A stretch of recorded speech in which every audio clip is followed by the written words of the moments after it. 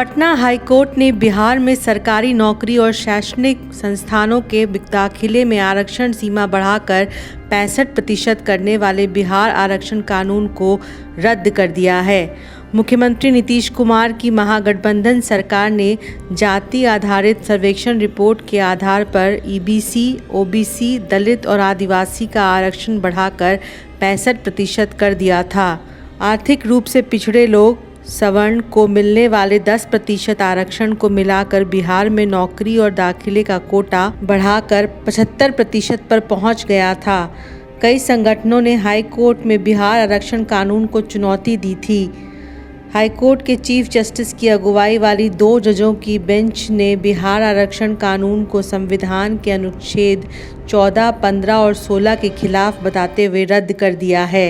नीतीश कुमार महागठबंधन में रहते हुए और एनडीए में लौटने के बाद भी लगातार बिहार आरक्षण कानून को संविधान की 9वीं अनुसूची में डालने की मांग केंद्र की नरेंद्र मोदी सरकार से कर रहे थे।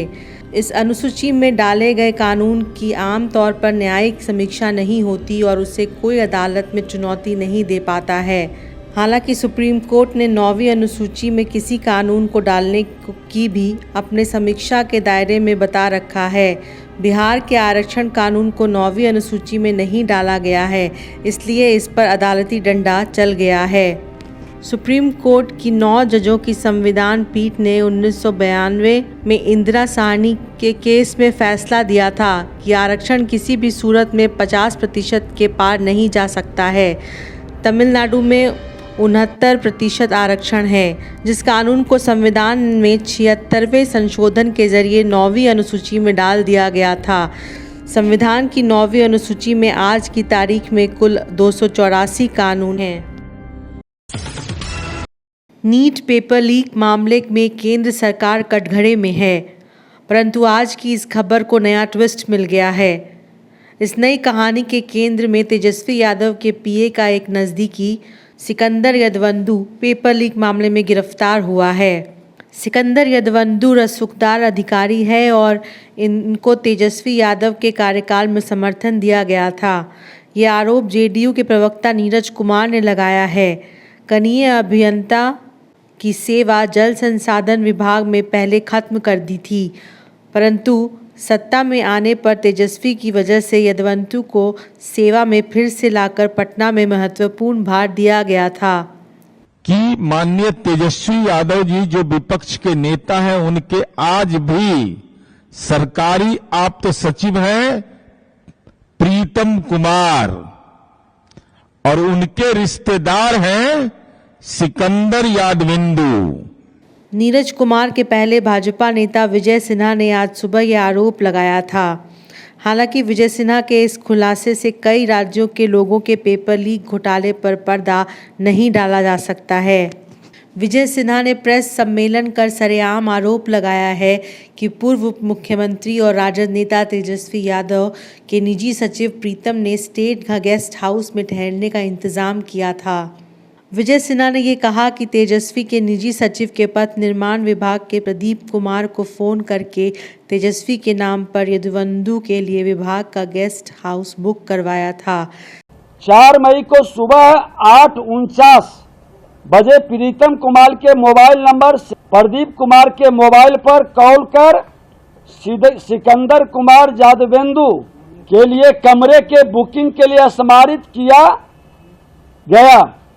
इस बार पथ निर्माण विभाग में कार्यरत प्रदीप कुमार द्वारा एनएचआई के गेस्ट हाउस में सिकंदर कुमार के नाम से बुकिंग के लिए पदस्थापित कनीय अभियंता को व्हाट्सएप पर मैसेज भेज दिया। प्रीतम कुमार यहीं पर पीएस थे जब ये मंत्री विभाग के थे तेजस्वी यादव जी और इसीलिए वो मंत्री शब्द का वहां उपयोग करवा लिए। वन एवं पर्यावरण विभाग पटना के मरीन ड्राइव को हरा भरा बनाएगा। मरीन ड्राइव के रूप में जाने जा रहे गंगा पाथवे के दोनों किनारों पर 10,000 पेड़ लगाकर गंगा के अंदर घुसकर बने इस पट्टी को हरियाली से भरा जाएगा। जानते हैं कि गोलघर के आगे गंगा पथ आगे दीदारगंज तक पिलर के ऊपर बनाया जा रहा है।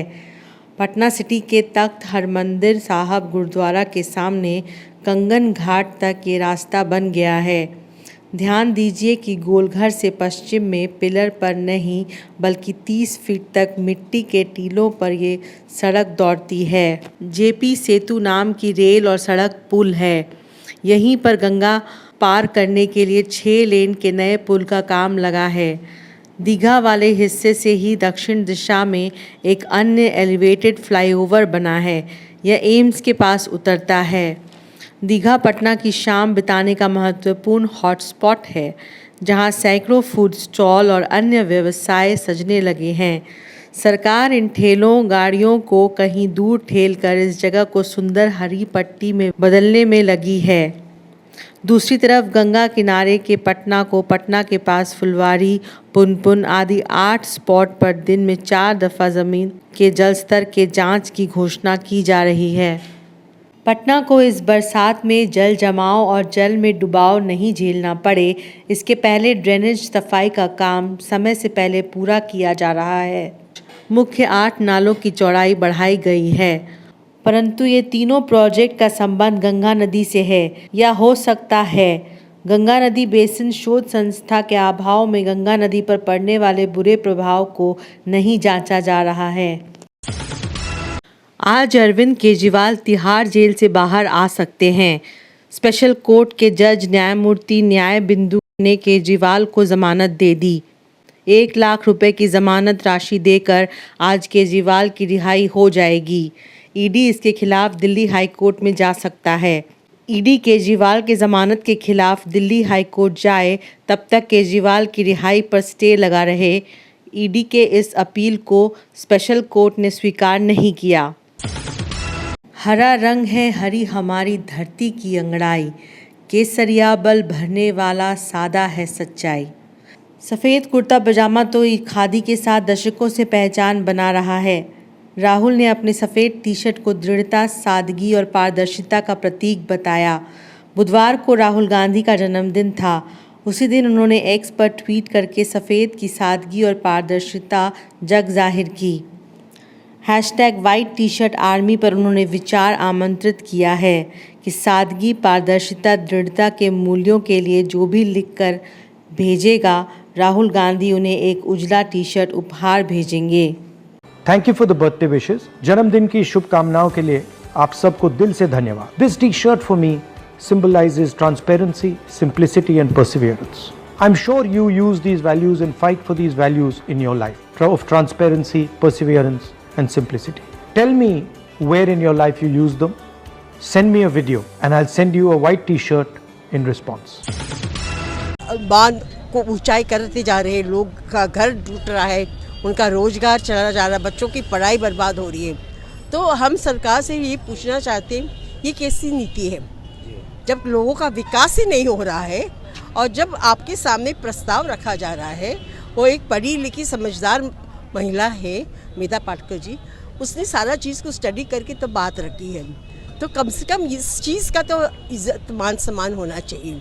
इतने साल से वो लड़ाई लड़ रही है गरीबों के लिए, और केवल वहाँ की लड़ाई की बात नहीं, हर जगह यही हो रहा है देश में। क्या ये सरकार चाहती है कि गरीब लोग और दबे कुचले लोगों को जीने का अधिकार नहीं है इस देश में? हाँ, तो आप ऐसा बांध का ये ऊंचाई करेंगे और गांव डूबेंगे और लोग बेघर होंगे, लोग का रोजगार चले जा रहा और कोई विकल्प आप नहीं दिखा रहे हैं।